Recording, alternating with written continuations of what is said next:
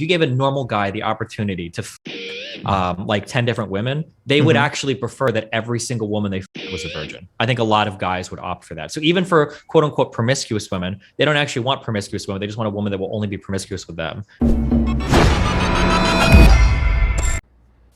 To the conservative, women having sex outside of the socially ordained, divinely ordained, controlled format of a monogamous marriage is sinful. It is degenerate. And the primary agent of this degeneracy is, of course, the woman. Now, Republicans don't care that much if guys sleep around. You know, this is very basic slut-shaming logic, right? Like, you know, you can talk about monogamy all you want, but when guys sleep around, it's like, hey, you know, and if girls sleep around, they get shamed and, like, kicked out of their social circles in a lot of conservative places. In, like, the Bible... Destiny, is that the case? You went to Catholic school. Were all the guys? I mean, they'll always tell you that like nobody should have premarital sex, but like socially speaking, it's always kind of like a wink, wink, nudge, nudge if you're a guy and you mentioned it to it. But I mean, like they'll always tell you that like maybe among your friends, but not around. Like try telling that to your Sunday school teacher. Oh, I'm gonna go get laid. I mean, this to your weekend. Sunday school teacher, but I'm thinking more in terms of like how fathers and mothers like relate to their children. I think even in early like sitcoms, you would see this kind of thing where like the daughters are super protected, and the sons are kind of like, you shouldn't do that, but like, oh, good job, son, you know. Not like explicitly, but I mean, like, there's also a difference in terms of like the consequence of both as well, right? Like your daughter sleeping around gets pregnant, and that's like a whole thing, versus your son is sleeping around and doesn't get pregnant. You know? Yes. Yeah. Well, I mean, yeah, and obviously there's different, you know, reproductive strategies that are available to men and women, you know, just because of how we evolved. But I don't think that there's some broad feeling. Now, I didn't grow up in the Bible Belt, but I would assume there's not a broad feeling among the Bible Belt that's basically like telling guys to go fuck around and telling women that they have to. It's not, but you're never going to see the same type of charge against promiscuous men as you will against promiscuous women, where promiscuous women are like essentially devalued whores that have no value left to offer a man in a relationship. Whereas like promiscuous men are like, well, you shouldn't have done that. You know, that was kind of sinful. Do some penance, you know? Sure. Is that just an emergent sort of aspect of just a woman is pregnant and she has the baby? I mean, there's a lot of, I don't think it's just that, but I mean, there's a lot of potential things you could go into for why people treat that the way that they do. It just, there's a lot there. Yeah. Like men maybe are perceived more as you go get women and women are to be had in that weird. Yeah, there's like the chaser chasey thing, right? It's like what's the old kind of like meme saying is that like a box that's unlocked by any key is a shitty lock. A key that unlocks any lock is a master key, right? Like it's like these types of sayings. Like there's a lot of reasons why people believe the things that they do. It's not just going to be religious or just cultural or just evolutionary. There's a whole bunch that kind of like plays into. Oh, I think it is just evolutionary. I think the analogy that you're using there is just to illustrate to basically articulate the intuitions around the evolutionary reasoning, because it's all goes back to paternity uncertainty. Like the man doesn't necessarily know if the child is his, and the woman always knows any child that comes out of her is hers. Sure, it's not very interesting to say something like everything is evolutionary, because I mean, like technically that's true. It's like saying everything is biological, because without biology we wouldn't exist. I mean, that's kind of true too, right? But I mean, like we're going to have evolutionary tendencies, and then culturally we're going to pick and choose which things we exaggerate past the normal point of exaggeration. Sure, cultural evolution is a real thing. Yeah. I would argue that the reason I would argue that all of cultural evolution serves biological evolution. Otherwise, the culture would die out, because if the people perpetuating the culture don't continue themselves, then the culture dies just as a point of logic. Nobody's using that culture. It's like a hedge that you can trim in a sense. You have to be really careful where you go with that, because it's like should type 1 diabetics be allowed to live? Right, because these are people that have no. Okay. You know what? You win that debate. Well, no, but I'm not. Didn't making expect that. You to bite the bullet on that one, but all right. I'm not making that argument, and I would go further than that, Destiny, because if like our culture is one that we protect people like the type 1 diabetic, right? And I mean, you have a perfect example in someone like Stephen Hawking, which in 3,000 years ago, Attila the Hun would have, just pushed him off the cliff, right? But since we've kept him. He's been a major contributor to our society in ways that's just our culture has recognized that you can get great deal of value from people who maybe aren't physically yes, fully yes. as But capable. that is part of our culture.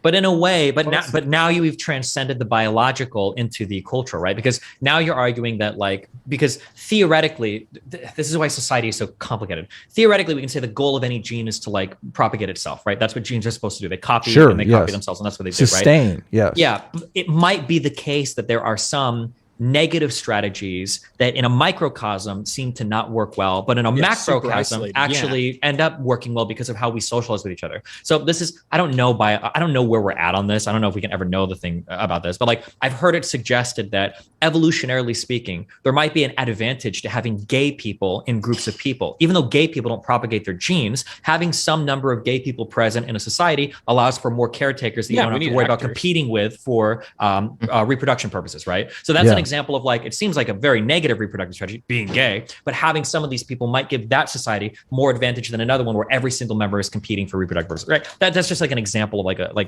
where things can start to become socially exaggerated, or it's hard to say one-to-one, this is evolution and this is society or whatever, because all of these things are interwoven with each other. Well, that's a huge aspect of any evolutionary talk, whether it's cultural or particularly biological, is that you got to operate on these very large scales a lot of the time. Mm-hmm. It's, isolated stuff doesn't always. And you're talking about multi-level selection. You're talking about selection at the level of the individual and also selection at the level of the group.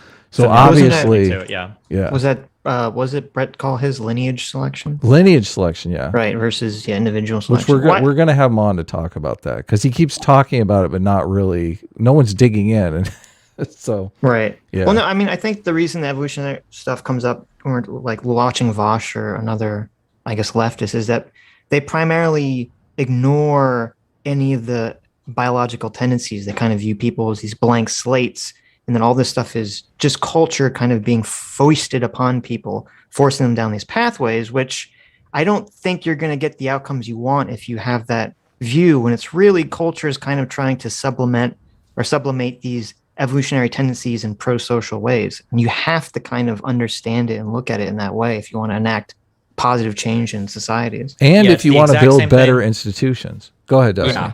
It's the exact same thing. When you want to make government policy to alleviate some issues around poverty, you cannot ignore market forces. If you do that, you're going to miss so much, and you're not going to be able to account for everything that's going on. It's the same thing when we talk about social things. You can't just try to enact social policies or change culture in a way and completely ignore biological realities, because then you get into weird areas where we're saying that Kobe Bryant should be able to identify as a woman and play in the WNBA the next day or something, right? You have to have some grounding here in what is factually true. Yeah. Right. Well, I mean, that's what Lysenkoism was and why it was such a disaster.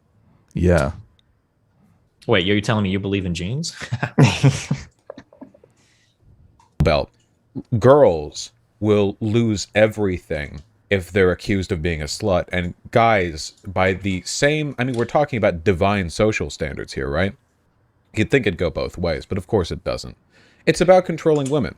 And I mean, men have an intuition that they don't like. Well, no, let me rephrase that. Men do like slutty women a lot, but they don't think not to raise their child. Yeah, they don't think I'm going to make this woman my wife. They think this is for tonight, right? Yeah. Exactly. Maybe, although I don't even know if that's true, because it seems like if you gave a normal guy the opportunity to fuck 10 different women, they would actually prefer that every single woman they fucked was a virgin. I think a lot of guys would opt for that. So even for quote unquote promiscuous women, they don't actually want promiscuous women. They just want a woman that will only be promiscuous with them. And sure. But see, I think you're being too charitable overall to Vosh's point here, because he said Republicans don't care about the fetus.